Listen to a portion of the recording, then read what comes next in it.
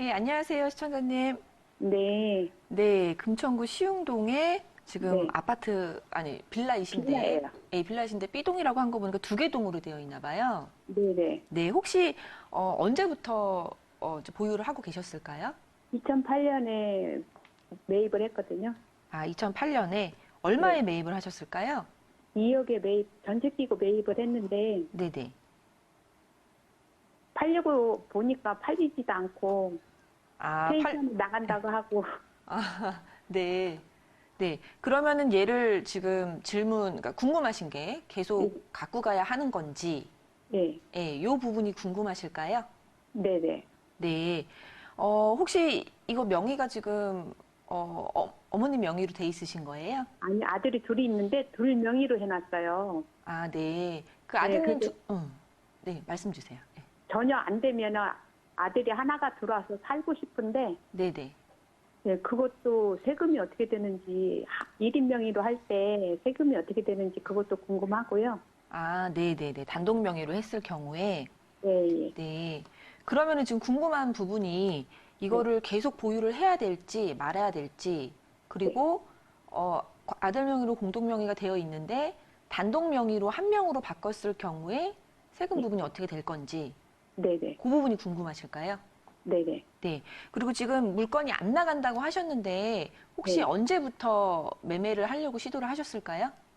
1월 달에 3억에 내놨다가 예, 예.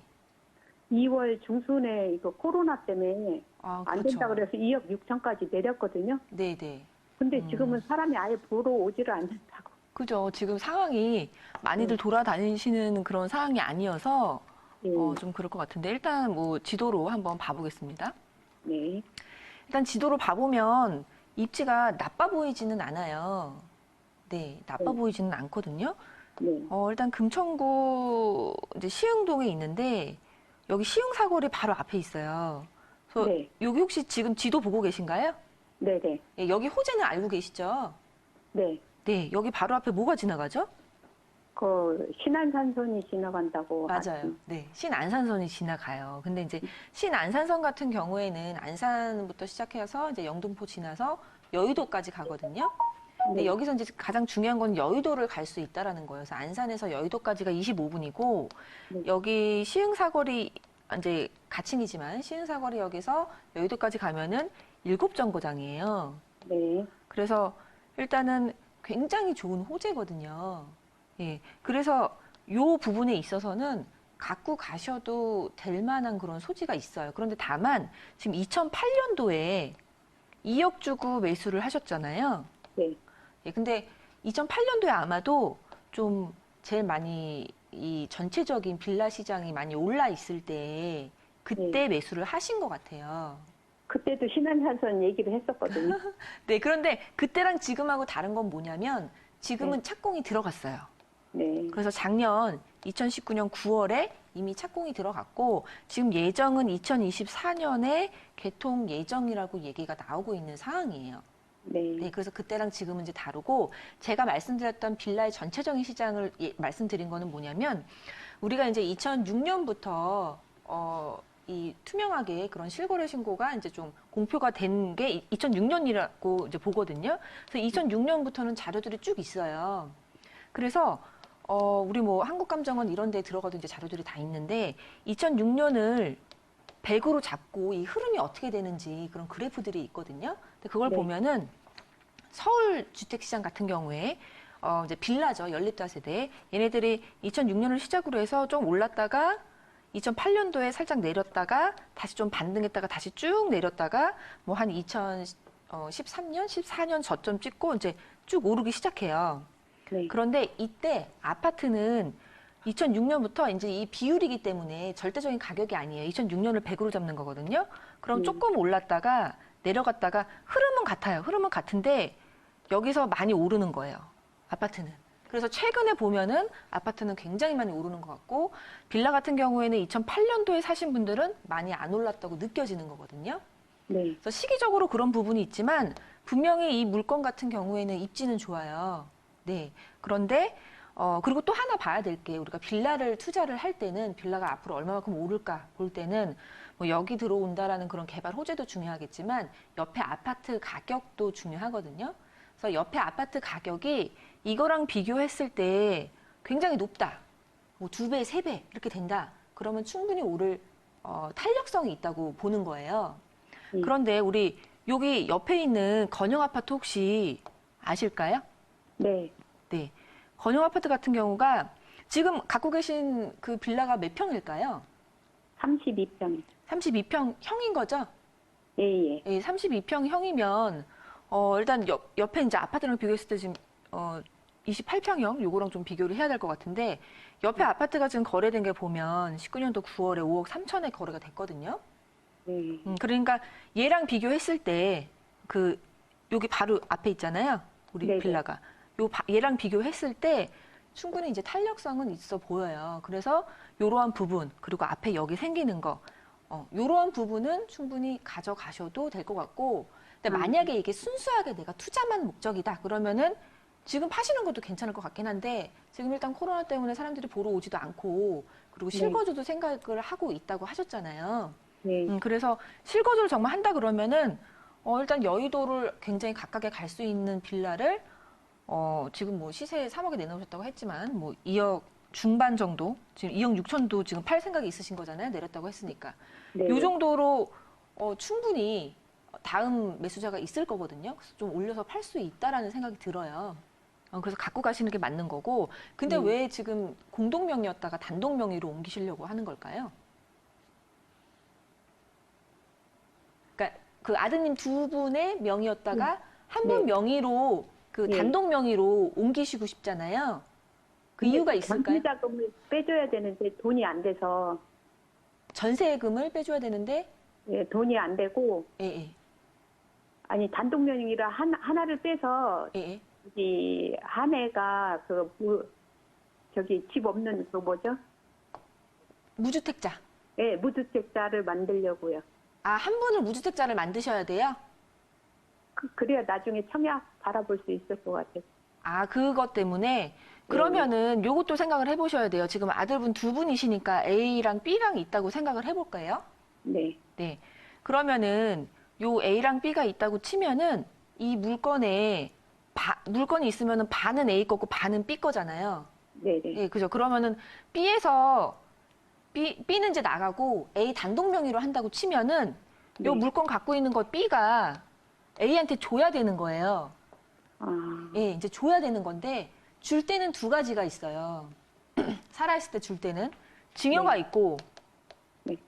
그리고 돈 주고 파는 양도가 있어요. 그러니까 증여는 그냥 무상으로 주는 거예요. 돈 안 받고. 아, 예. 그리고 양도는 돈 받고 파는 거예요. 이 두 가지거든요. 이 두 가지 세금이 조금 달라요. 네. 만약에 이제 증여를 하게 되면은 일단 증여 같은 경우에는 첫 번째로는 B가 A한테 증여를 하잖아요. 그럼 네. A가 증여세를 내야 돼요. 예. 그리고 두 번째로는 A가 취득세를 내야 돼요. 취득을 했잖아요. 그죠? 네. 피해 지분을 취득했으니까. 요 두 부분을 내야 되는 거고, 양도로 갈 때는 좀 달라요. 양도는 이제 돈을 주고 파는 거거든요. 네.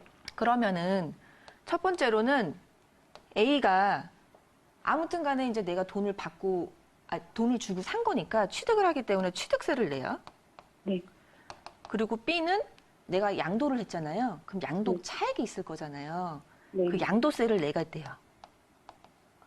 그래서 세금이 좀 다르다고 보셔야 돼요. 근데 지금 이 두 분 다 그러니까 B를 지금 무주택자로 만들고 싶어서 양도를 하고 싶다고 하셨으면 B는 다른 집은 없겠네요. 네, 네, 없어요. 예. 그러면은 요 양도할 때 내는 세금 중에서 이 양도세는 없는 거예요. 비과세가 되니까. 집이 없으니까. 네. 오랫동안 갖고 있었잖아요. 네. 예. 그리고 이제 파리대책 이전에 사셨기 때문에 이제 비과세 양도세가 없게 되는 거고 네. 요거 같은 경우에는 일반적인 그런 거래세이기 때문에 요 정도 사이즈면 1.1%가 나와요. 1.1%가 나와요. 그리고 얘는 지금 증여를 하게 되잖아요. 그러면 안에 지금 전세금이 일단 지금 있기 때문에 부담부 증여로 해서 증여세 부분을 이제 내야 되는데 증여세도 이제 만만치가 않거든요. 근데 지금 전세가 어느 정도 들어가 있을까요? 1억 7천이요. 1억 7천이요? 네. 예. 그리고 2억 6천이 지금 시세라고 치면은 1억 네. 7천이 들어가 있으면은 지금 6천, 9천 정도의 현금이잖아요. 그죠? 네. 근데 9천 정도의 현금인데 거기서 반을 주는 거기 때문에 4,500만 원을 증여해 주는 꼴이에요. 아, 그렇게 되면 여기서 증여세가 450만 원이 나와요. 10%이기 때문에. 네. 예, 그래서 10%이기 때문에 450만 원 나오고 이 취득세는 이 그 대출 부분도 증여를 그러니까 부담부 증여라는 게 대출 부분도 증여를 해주고 그리고 이제 현금 부분도 증여를 해주고 요 부분인데 대출 부분에 대해서 증여를 해주는 거에는 1.1%가 들어가는데 이 지금 현금 부분으로 증여가 돼서 이제 취득을 하게 되는 거는 3.8%가 들어가요. 네. 그렇기 때문에 여기서만 봐도 지금 증여로 들어간 게 훨씬 비싸다는 걸 알 수 있죠. 네. 그죠? 그래서 네. 양도하는 형식으로 해서 실제로 B가 A한테 양도하는 형식으로 돈을 주고 이렇게 하시면은 요 세금 부분은 충분히 이제 아낄 수 있을 것 같고요. 이거는 제가 계산을 좀 해드릴 건데 전화 끊고 다시 한번 제가 이제 계산을 해드리도록 하겠고 제가 뭐 이걸 계산을 해줘도 다시 한번 세무사한테 확인은 하셔야 되거든요. 네. 그래서 저는 지금 말씀드리고 싶은 게 일단 네. 단독 명의로 한다고 치면은 네. 이런 부분 세금 부분이 너무 많이 나온다. 예, 그러면은 지금 팔아버리는 게 낫죠. 네. 그죠? 근데 그만큼은 아니기 때문에 일단 양도세 안 내고 취득세 부분도 이제 1.1% 정도이니까 그 정도이기 때문에 이거를 그냥 단독 명의로 갖고 쭉 가시는 것도 좋을 거라는 생각이 듭니다. 근데 단독 명의를 하는 게 대출을 저희가 또 받아야 되거든요. A가 받아야 돼요? B가 받아야 돼요? 들어가는 사람이. 들어가는 사람이 받으셔야 돼요? 네. 돈이 받을 수 있죠. 전세 자금은 빼줄 돈이 없어요. 예, 예, 예. 그래서 받을 수 있어요. 대출을 받아서 해야 되는데 2인명일 때는 대출금이 너무 조금 나오더라고요. 네, 그러니까 요 분 같은 경우에는 지금 아무튼 간에 요 두 분은 다른 집이 없잖아요. 네. 예, 그러면은 뭐 개인 신용도에 따라서 뭐 다르겠지만 집이 없다고 치면은 대출을 받을 수 있습니다. 그래서 요렇게 진행을 하시는 게 좋고 혹시라도 정말 투자 입장에서 본다면 저는 개인적으로는 만약에 이게 뭐 3억에 팔렸다. 3억에 이제 매수자가 나타났다. 그러면은 처분하고 다른 데를 가시는 것도 좋을 것 같아요. 예. 물론 이제 네. 이런 그 오를 흐름에 이제 좀 상승되는 부분이 있기는 하지만 2008년도라는 이제 좀 낡은 집이잖아요. 그래서 실거주가 만약에 아니라면 좀 얘기가 달라지겠지만 실거주를 하신다고 치면은 갖고 가시는 거 괜찮을 것 같습니다.